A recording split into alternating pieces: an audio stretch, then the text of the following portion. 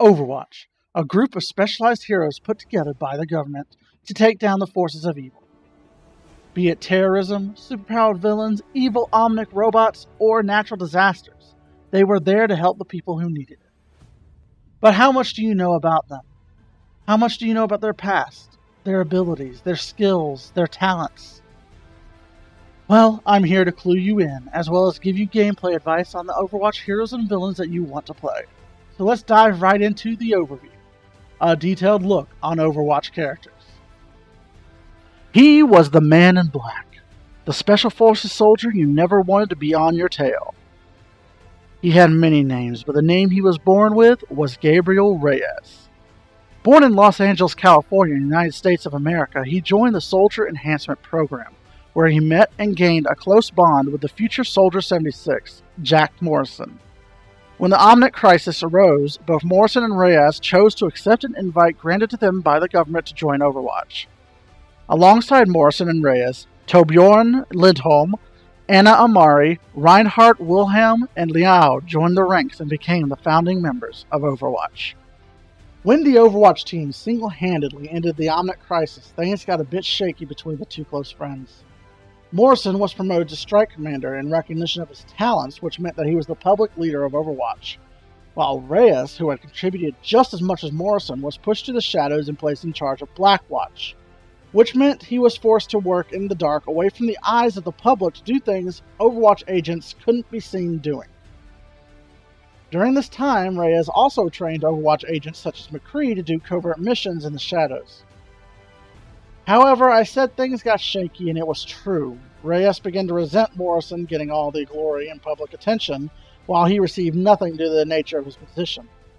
This led to Gabriel Reyes organizing a rebellion that ultimately led to a large-scale conflict within Overwatch's Swiss headquarters. Something went wrong, however, and a large explosion took out the headquarters and seemingly killed both Reyes and Morrison. Soon after, noticing the danger Overwatch possessed, the governments of the world shut down Overwatch and made the work done by Overwatch illegal, putting faith in the law enforcement agencies of the world instead of the heroes. Time passed. Reyes resurfaced once more as the demonic bringer of death, Reaper. His goal was to kill all the Overwatch agents and rid the world of what he viewed as a nuisance. He has taken to working alongside the enemies he once despised, Talon, to ensure he gets the job done at any and all costs. He's back, and he's in black. Now that we know the history and lore built around Reaper, let's get into what he can do in-game. Reaper is best played on offensive side maps, however he has plenty of uses on defensive side maps as well. Personally, I find using him to sneak into the enemy's territory and blow them to smithereens from behind is the best way to use him. He can also be used to capture points behind the enemy's back and come up behind them when they are guarding the payload. Remember, approaching from the front as Reaper is generally a bad idea. His strength comes from his ability to get behind enemies and dispatch them at close range.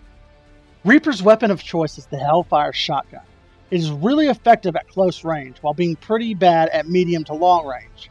Each shotgun is capable of firing a total of 4 times before Reaper is forced to reload. Reaper has a passive ability as well. This is known as the Reaping. As Reaper kills his enemies, they drop soul orbs that he then devours to recover his health. Keeping this ability in mind is the key to playing Reaper as effectively as possible. Moving into skills, the 2 skills he has are very effective when you play him in the playstyle I suggested before. These skills are Shadow Step and Wraith Form. Shadow Step allows you to mark a destination within a couple of yards that you will then teleport to. The teleport leaves you defenseless during its cast time of 2 seconds, and if you try to teleport in front of someone, the location you are teleporting to has wisps of darkness that can be seen as you appear.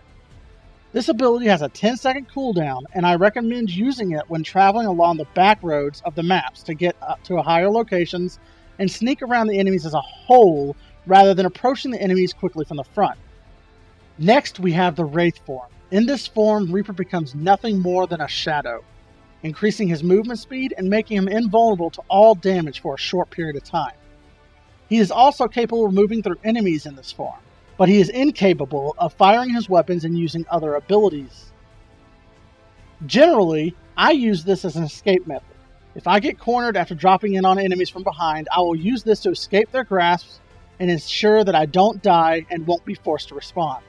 However, if you're feeling particularly brave, you can use it to also approach enemies in fortifications such as Bastion or Torbjorn's turrets to quickly and mercilessly take them out. This particular move only lasts for 3 seconds, so you need to be quick and precise on what you wish to do with it.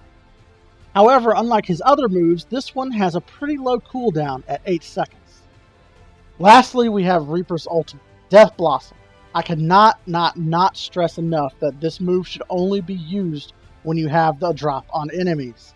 This move relies on close range and open range to be able to kill as many enemies as absolutely possible before getting killed. The move has no defense and will leave you open to long-range combatants such as Widowmaker or really strong and tough enemies such as Roadhog or Reinhardt. It gives you the advantage, however, on killing weaker enemies that rely on close range such as Symmetra, McCree, and Tracer, including Symmetra's turrets, which can be very painful. Usually, this move will instantly kill people like Symmetra, McCree, and Tracer, or at least within a few seconds before they can react. This move only lasts 3 seconds, so be prepared to start moving again if you do happen to survive. Finally, a few things to keep in mind, as I've mentioned off and on throughout the entirety of this video, is that Reaper's strengths rely on his close-range combat ability, his mobility, and his versatility in a variety of different situations. To successfully use Reaper, you'll want to make use of all 3 of these strengths.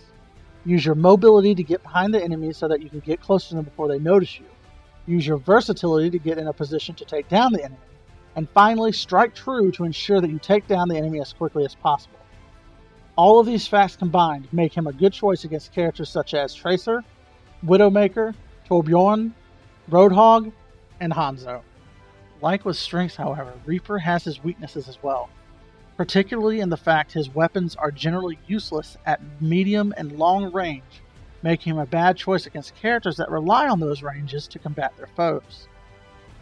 Furthermore, attacking from the front is almost a guaranteed suicide mission due to the fact he has very low defense and health. This makes him easy pickings against characters who have strong offensive capability if they are able to see him coming. Some counters to Reaper would include Reinhardt, Widowmaker, Soldier 76, Junkrat, and Genji. In conclusion, Reaper is an overall well-balanced character who relies on being sneaky to get around the enemy's flank to quickly overcome the enemy. Use him as explained above, and you'll find that your kill count and contribution to the match itself will come out on top almost every time with a little bit of luck on your side. Some of the maps I would advise using him with include Hanamura, Temple of Anubis, Watchpoint, Gibraltar, Hollywood, Nepal, and Volskaya Industries. Reaper goes above and beyond what a normal scout-like character in these type of games are supposed to do, and due to that capability, I rate him an Overwatch grade of 8 out of 10. Thank you for watching the video, and I hope this really helps you learn how to play Reaper. Will you be the one to end the other agents? Or will you fall into the darkness that is called history and fade into nothingness? Join us next time and we'll take a look at a character who's just as enigmatic as Reaper. Soldier 76.